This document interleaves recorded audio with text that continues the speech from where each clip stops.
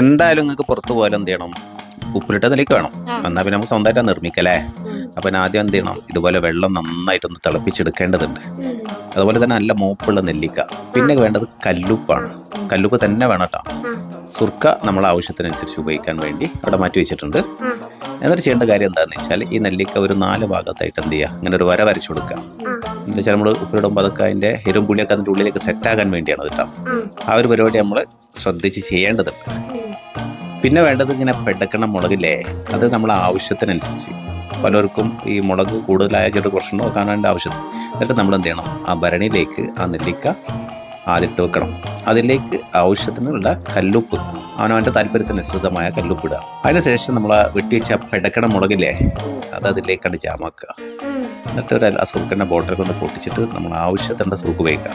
സുർക്ക് അമിതമാക്കുന്ന ദോഷമാണ് കേട്ടോ. പിന്നെ നമ്മൾ തിളപ്പിച്ചാറിയതിന് ശേഷം പച്ചവെള്ളം ഉപയോഗിക്കാൻ പാടില്ല, ചൂടുവെള്ളം ഉപയോഗിക്കാൻ പാടില്ല. ഒക്കെ സെറ്റാക്കിയിട്ട് ഇങ്ങനെ ഭദ്രമാക്കി മൂടിയതിന് ശേഷം നന്നായിട്ട് ഇളക്കി സെറ്റാക്കി അവിടെ വെച്ച് കഴിഞ്ഞാൽ ഒത്തിരി കാലം കേടുപാടുകൾ കൂടാതെ നമുക്ക് ഇത് വീട്ടിൽ സൂക്ഷിക്കാൻ പറ്റും. ഇതൊരു സീക്രട്ടാണ്, അത് നമുക്കൊരാൾ പറഞ്ഞു തന്നാണ്. എന്തായാലും ഇഷ്ടമായവരൊക്കെ ഒന്ന് പരീക്ഷിച്ച് നോക്കാൻ മറക്കണ്ട. കൂട്ടത്തിലൊരു ലൈക്കും. Thank you for watching.